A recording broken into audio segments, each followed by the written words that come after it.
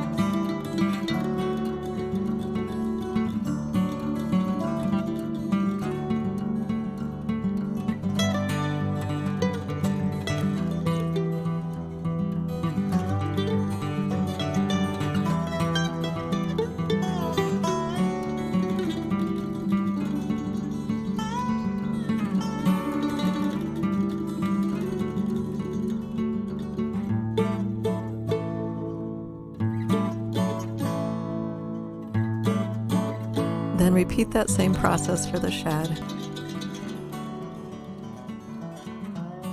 A little bit of texture for the roof.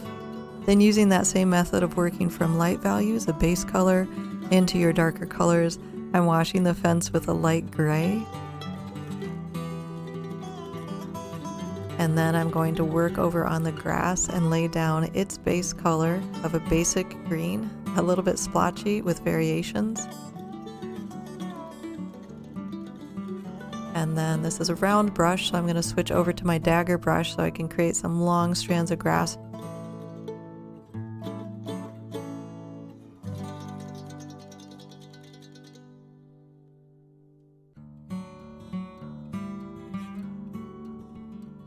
Some soft cerulean blue and black for shadows right next to where the grass is going to be before I finish off the grass. I've let the paper dry so I can switch over to a calligraphy pen, and I have a loaded brush in my non-dominant hand. It's full of green or whatever color I'm using at the moment, and I swipe it across the calligraphy pen. You can see I'm going off screen quite often. I can do only a couple blades of grass at a time, and I'm using the same method that I have been using so far of the lighter greens that I want to add in, and then medium greens into the darker greens and more depth and more richness.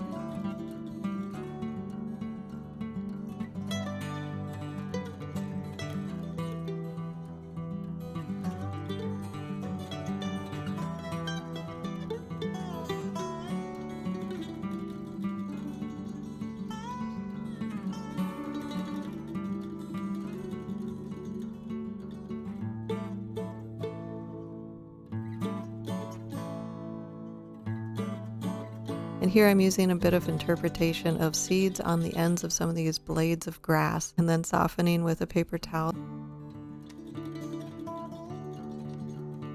Now that my grass is about where I'm going to leave it, I can go ahead and finish the fence rail.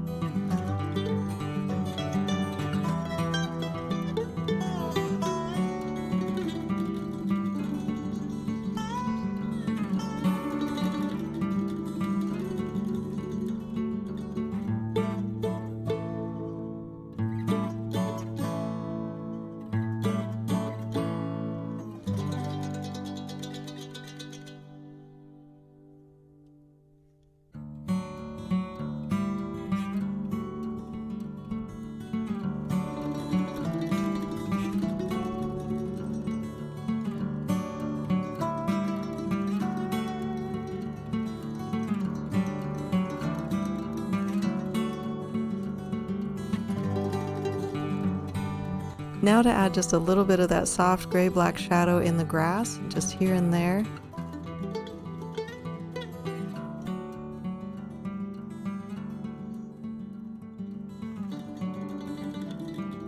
And then some grass texture in through the field around the fence.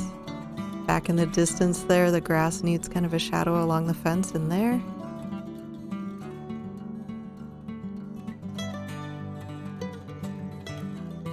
And off to the left.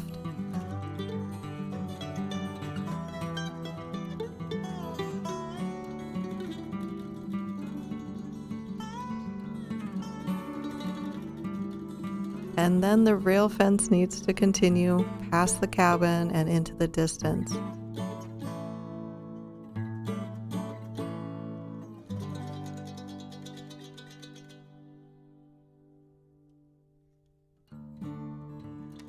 I hope you've enjoyed this video. If you're interested in the paint brushes, colors, or brands that I use, you can check that out over on my website. I've left the link down below.